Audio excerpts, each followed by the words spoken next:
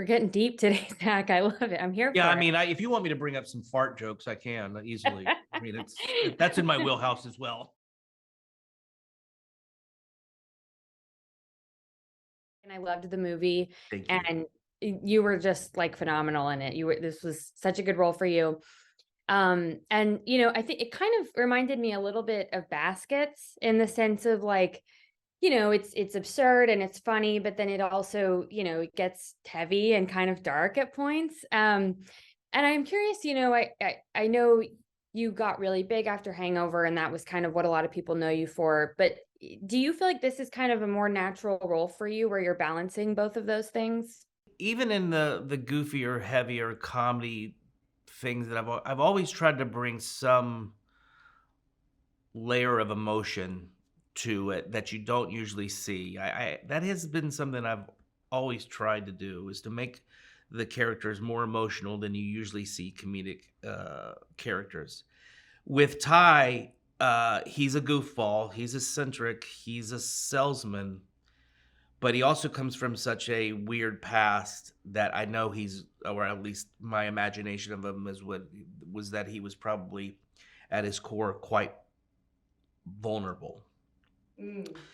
So sometimes you don't, directors aren't interested in seeing that side. To me, it's something I want to see, and especially in a movie like this. I want you to see a different layer to him, and the directors want to see it.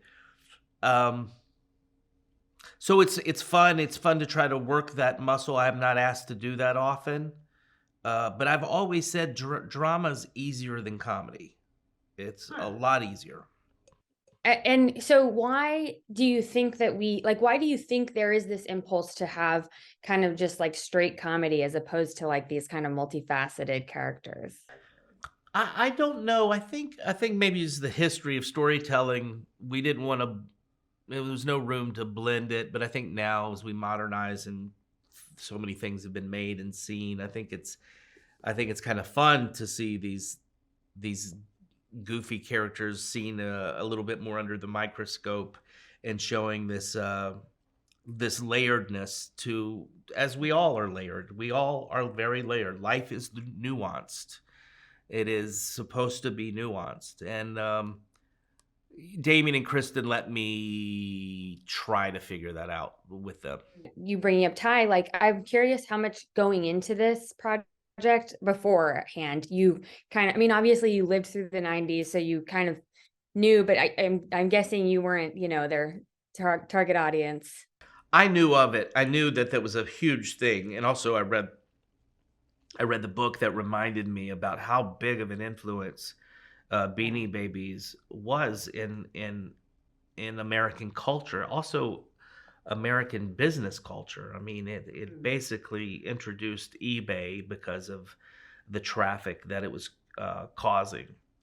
I did not know anything about Ty. I Part of me getting involved in this is a bit of a leap of faith of who this person was. There's the book, but there's very little interviews on him. There's no video on the guy. So part of it, I had to almost be a shrink to this person in my own way to try to figure him out. Yeah. And I am not a shrink, but I have tried therapy and I've done it. So that was my approach a little bit. It's interesting because I was thinking about, you being in Tulip Fever, like this is your second kind of bubble movie that I'm aware That's of. right. God, you're And right. is there something about these bubbles, like this sort of existential dread of the fakeness of Well, I think we can all be warned about trends and bubbles and the promises that they have, but they crash.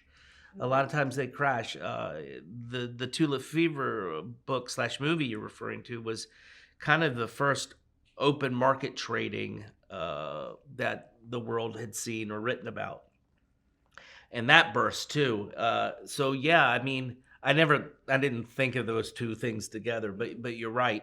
I think part of it is we want to get quick. We want to get rich quick. getting rich, how it takes a lot of work than just scratching off lottery. You know what I mean? It takes so I think there's this fascination.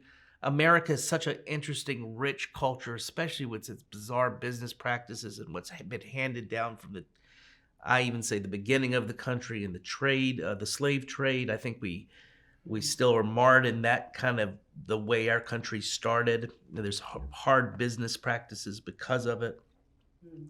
I think greed was reigning supreme in the 90s. I think it still continues to reign supreme.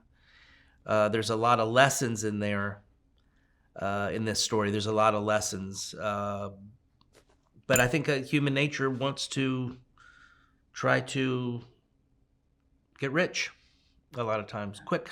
We're getting deep today, Zach. I love it. I'm here Yeah, for I it. mean, if you want me to bring up some fart jokes, I can easily. I mean, that's in my wheelhouse as well. No, no, I'm here for it. I guess I'm curious, in this movie, I was surprised at how it was more character driven. Like I didn't, there's sometimes I've watched movies or documentaries and I'm like, oh my God, this towed a line that wasn't so over the top. Well, it kind of goes back to the nuance thing, and there's this story. This story, I think, is relatable because it happens to a lot of people. And look, if I'm let's be honest, it's probably happened to women more than men for sure. Yeah. Which is this: get behind me. We're all going to climb together, and we're all going to reap the benefits. But the story is really I'm going to reap the benefit, even though I'm going to turn a blind eye to this because power is more important to me than truth, and power is more important to me than anything else. And I think men get trapped in that, and it makes for a terrible future. And I think women have been victims of it, and men have been victims of it too. So the story here is very relatable, I think, because we've all been taken advantage of in that, not all of us, but some of us have been taken advantage of by the term we hear now, which is this narcissistic personality disorder, right? Nobody was saying that in the 90s. Nobody. But perhaps it's a thing. Perhaps it's a thing. And maybe us as human beings like to get behind that person that's really strong with all these promises. Well, they're showmen. They're showmen at the end of the day.